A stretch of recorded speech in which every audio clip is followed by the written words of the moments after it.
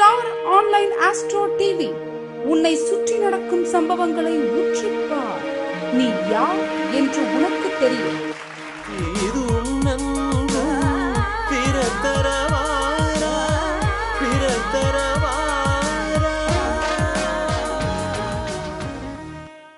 வணக்கம் வணக்கம் வணக்கம். வாழ்க வையகம், வாழ்க வையகம், வாழ்க வளமுடன். குரு வாழ்க, குருவே துணை. தர்மசாஸ்தா ஜோதிட வித்யாலயா மற்றும் ஆன்லைன் அஸ்ட்ரோ டிவி இணைந்து வழங்கும் வாரம் ஆரவாரம் நிகழ்ச்சிக்கு நான் பங்கு கொள்வதில் பெருமிதம் அடைகிறேன். இது 264வது நிகழ்ச்சியில கலந்துக்கிறேன். எனக்கு வாய்ப்பளித்த தர்மசாஸ்தா ஜோதிட நிறுவனர் மணிகண்டராஜா ஐயா அவர்களுக்கு வணக்கத்தையும் நன்றியும் தெரிவித்துக் கொள்கிறேன். மற்றும் நிகழ்ச்சியை எல்லா பக்கமும் கொண்டு சேர்க்கிற திரு முத்துப்பாண்டி ஐயா அவர்களுக்கும் எனது மனமார்ந்த வணக்கத்தையும் நன்றியும் தெரிவித்துக் கொள்கிறேன்.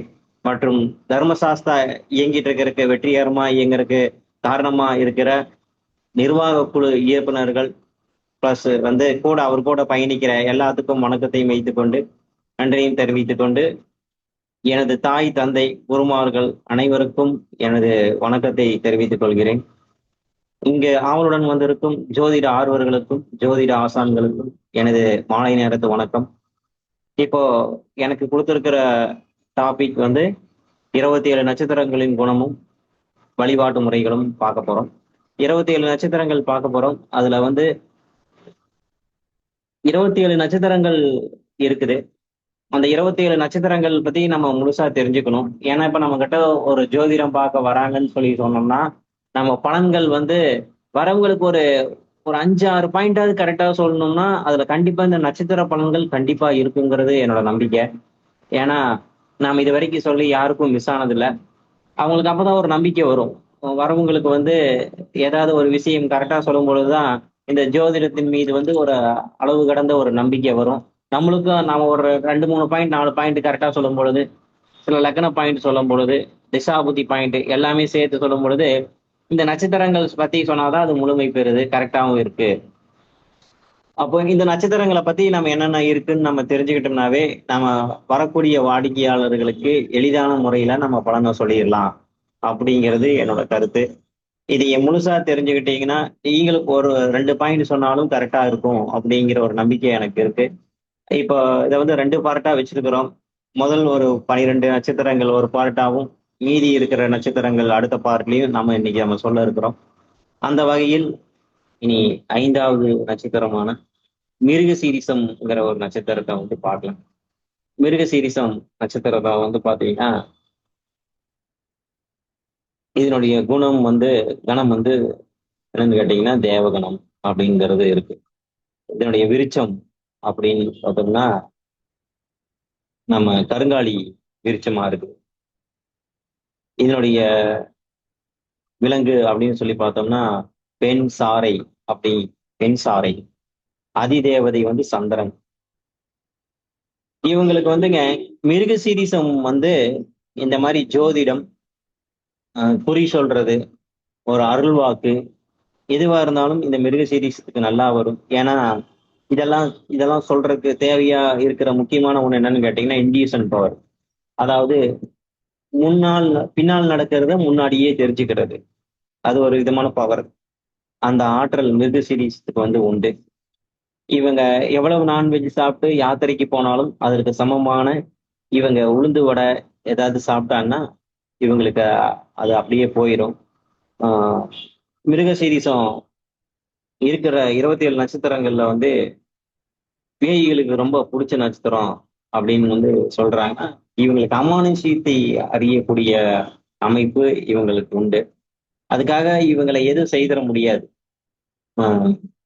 இவங்களுக்கு அதை அறியக்கூடிய உணரக்கூடிய தன்மை இவங்களுக்கு இருக்கு, மிருகசீரிசத்துக்கு இருக்கு.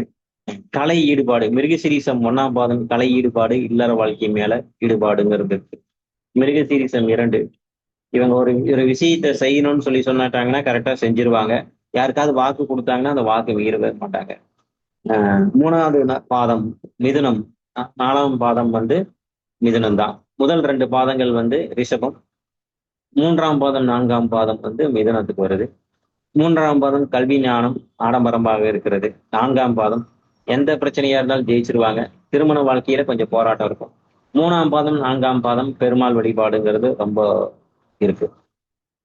இவங்களுக்கு வந்து சீக்கிரமா குளிக்கிறதுக்கு போனாங்கன்னா சீக்கிரமா குளிச்சிருவாங்க. மிருகசீரிசுக்காரங்கள குளிக்கிறதுக்கு போனாங்கன்னு சொல்லி சொன்னா, இந்த காக்கா குளியல்னு சொல்ற மாரி குளிச்சுட்டு வந்துருவாங்க. ஸ்பீடா குளிச்சுட்டு வந்துருவாங்க. இவங்களுக்கு வீடு எப்படி இருக்குன்னு கேட்டீங்கன்னா, அ முட்டு சந்துல தான் வீடு இருக்கும். ஒரு மிருகசீரிஸ்ல ஒரு குழந்தை பொறக்குதுன்னா, அடுத்த குழந்தை கொஞ்சம் தாமதமா இருக்கும். கொஞ்சம் கேப் விட்டு தான் பொறக்கும். அப்ப ஒரு குழந்தைக்கும், இன்னொரு குழந்தைக்கும் உள்ள கேப் அப்படிங்கிறது இருக்கு. இவர்களுக்கு ஏசிங்கிறது ஆகவே ஆகாது. ஏன்னு சொல்லி இவங்களுக்கு ஏசி ஆகாது. ஏன் குழந்தை வந்து தாமதமா பிறகுன்னா, இது குருவோட சாபம். அதாவது குரு கர்மா பெற்ற நட்சத்திரமா இருக்கிறதுனால, இவங்களுக்கு வந்து குழந்தைகள் சார்ந்த விஷயங்கள்ல ஏதாவது ஒரு குறைகள் இருக்குது. ம். குழந்தைகள் மேல இவங்க அலாதி பாரியம் வைப்பாங்க. மிருக நட்சத்திரம், மிருக சீரிஸும், ரிஷபமா இருக்கட்டும், மிதனமா இருக்கட்டும், குழந்தைகள் மீது அலாதி பிரியம். மெயினா ரிஷபத்துக்கு வந்து பெண் குழந்தை எனக்கு கண்டிப்பா ஆண் வாரிசு இருந்தாலும் பெண் வாரிசு கண்டிப்பா இருக்கணும் அப்படின்னு ஆசைப்படக்கூடிய ஒரு படம். ஜீவ சமாதி வழிபாடு, ராகவேந்தர் சாய்பாபா வழிபாடு இவர்களுக்கு ரொம்ப நன்மையை ஏற்படுத்தி இவங்க எப்பயுமே ஒரு டென்ஷனா இருப்பாங்க. பொறுமைங்கிறதே இவங்களுக்கு இருக்காது. இவங்களோட இன்னொரு மைனஸ் என்னன்னு சொல்லி சொன்னோம்னா, பழகிட்டு இருப்பாங்க. திடீர்னு ஒருத்தர் ஆகாதுன்னு தோணுச்சுன்னா, அவங்கள எதிரியா பார்க்கறதுக்கு ஆரம்பிச்சிருப்பாங்க. வேண்டான்னு வெறுத்துட்டாங்கன்னு சொல்லி சொன்னா, அவங்களோட கடைசி வரைக்கும் பேச முடியாது. இது இவங்களோட குணம். நீங்க வந்து மிருகசீரிஸ்ல கேட்டு பாருங்க. அதே மாரி ஸ்கூல் படிக்கிறதும் வந்து பார்த்தீங்கன்னா, ஒரு 2 ஸ்கூலு, 3 ஸ்கூல். டியூஷனும் பார்த்தீங்கன்னா, ஒரு 2 டியூஷன், 3 டியூஷன் மாறியாவது படிச்சிருப்பாங்க.